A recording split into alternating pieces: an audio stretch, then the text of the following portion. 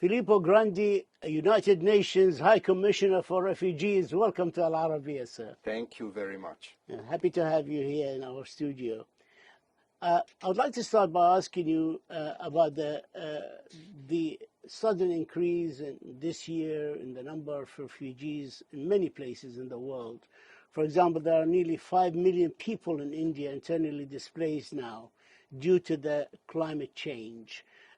Over 1 million displaced in Myanmar due to the violence. In Pakistan, we have 33 million people have been displaced due to the floods, and these are just few numbers I'm giving you. How is the United Nations High Commission for Refugees coping with all these numbers? Well, you are referring to something so important, and this actually is my message here at the UN General Assembly High-Level Week, that there's a lot of attention on climate, on the crisis of education, on hunger, and of course, on all these conflicts. And my message is, don't forget that across all these challenges runs one thread, and that thread is people forced to leave their homes, pushed by hunger, pushed by war, pushed by climate.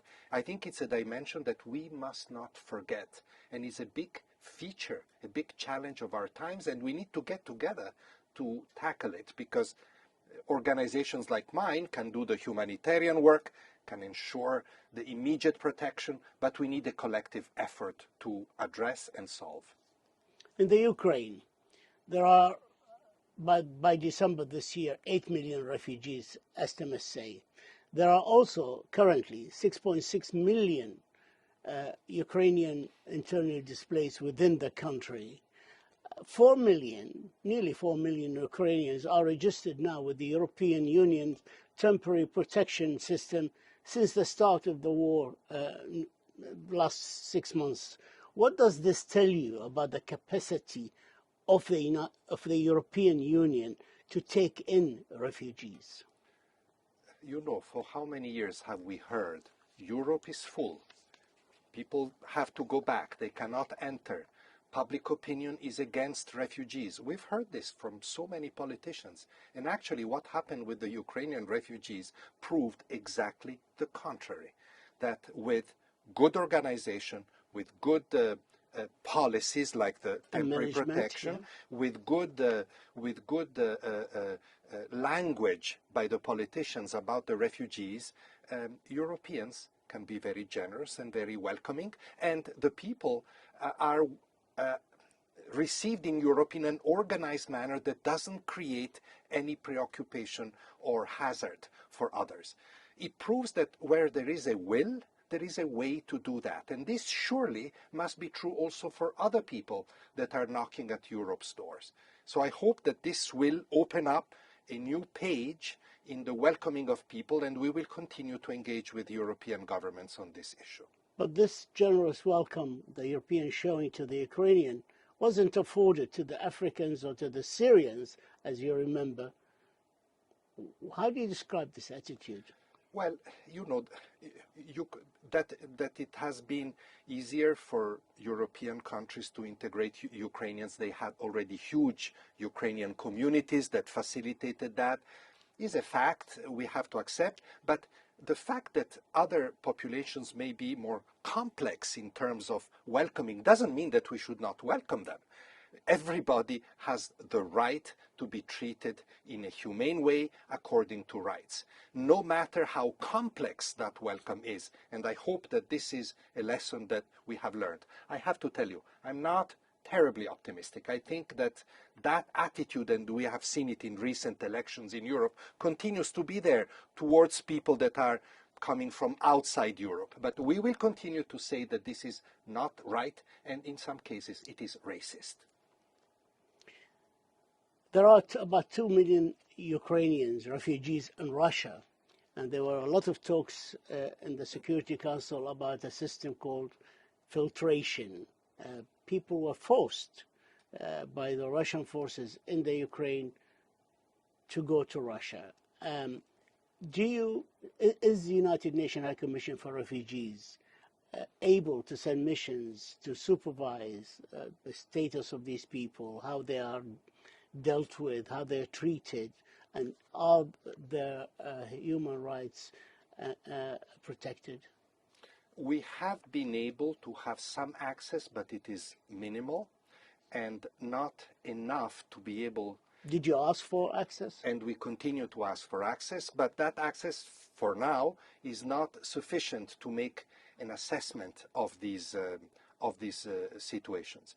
We have also been worried by legal provisions that have been taken in Russia, for example, to naturalize unaccompanied children from Ukraine, because the best policy in the case of unaccompanied children when they are in another country is not to go through naturalization during a conflict, during a war, where you cannot verify They're if they're putting them for real, adoption. where you cannot verify whether they're really unaccompanied, where they have no family. The best interest of the child cannot be guaranteed in a situation of conflict, and this is what we have been saying. To what extent do you think the Ukraine refugees have taken their attention away from the other crises? There are more than 12 very difficult crises around the world for which United Nations High Commissioner for Refugees is struggling to raise funds, such as the Horn of Africa, for example, where in the Horn of Africa there's a prolonged drought, there's violence and conflicts. How do you deal with such a situation? You asked me if there has been an impact. The impact has been huge. Remember, first of all these vulnerable people around the world are the most impacted by by some other factors, like the food insecurity, which yes. the Ukraine war has also heightened. They're impacted by high energy cost of living going up everywhere, inflation. So already they have this impact. On top of that, it is very clear that humanitarian budget and development budget are being impacted by the enormity of the resources going, and rightly so, into the response to the Ukraine crisis. So my appeal here, another appeal here at the General Assembly is, please don't forget the others. I was in Syria and in Jordan just last week, and I could see already the impact of declining humanitarian budgets. We may have to reduce, cash distributions to Syrian refugees if we don't get urgently additional funds, and we're struggling to do that. While you were in Jordan, the King of Jordan, King Abdullah, has raised with you the responsibility of the world community to support countries that are hosting Syrian, for example, refugees in the Middle East, such as Jordan, such as Lebanon. What can be done to reverse the decline in funding for refugees, especially in my region? Unfortunately, we need more resources. It's as straightforward as that. We need resources for humanitarian responses. We need also development resources to make these responses more sustainable. Countries that you mentioned, like Jordan and Lebanon, I have enormous sympathy for them. They've hosted Syrian refugees for now 12 years, but they've hosted Palestinian refugees for more than 70 years, Iraqi refugees, and they cannot bear this burden alone. His Majesty King Abdullah was very clear on that, and I am meeting here in the General Assembly Prime Minister Mikati of Lebanon, and his message will be the same, and I agree with him. We cannot leave these countries alone because other crises are taking the more profile and more attention. We cannot forget, because I'm very worried what neglect of refugee hosting countries can cause even to the stability of the region. You also visited Syria on the 13th of September, and you met with Faisal Maqdad, the foreign minister of Syria, and he asked you for more help, especially for the early recovery project, including water and electricity and schooling, etc., etc. Western diplomats in the Security Council are not prepared to help at the time being. How do you view the request from the Syrian government? How could you help them when the world community, the Western countries, are not prepared to help the government of Bashar al-Assad, President Bashar al-Assad? I'm well aware, because I'm not naive, that the whole issue of reconstruction of Syria is at the moment not an easy discussion because of the underlying political factors of the struggling political process. But the Security Council, there is a Security Council resolution that stipulates that early recovery, especially in the areas that you mentioned, water and electricity, can be done, even in this present political context. And I hope that that Security Council resolution will be heeded, will be implemented, because leave politics aside. I went to Aleppo. I hadn't been to Aleppo since 2017. I saw the same levels of destruction, of misery. There is a huge humanitarian crisis inside Syria, and I think that that is something we need to address for the sake of the Syrian people. The United Nations High Commissioner for Refugees Education report was released last week, coinciding with the Transformation Education Summit at the United Nations.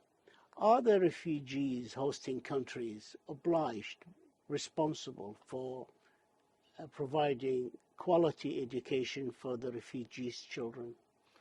I think they are certainly responsible, but once again, it's the same issue. They need international support. You know, take again the Syrian refugees in Lebanon, in Jordan.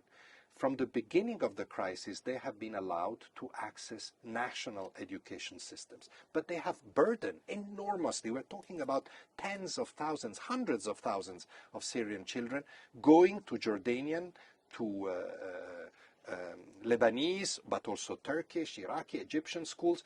So we owe it to these countries to help strengthen their system so that they can serve not only their nationals, which is their priority, but also the refugees that they're generously hosting. But it is not just a humanitarian issue. This is also an issue for development organizations, for the bilateral, for the World Bank, and so forth.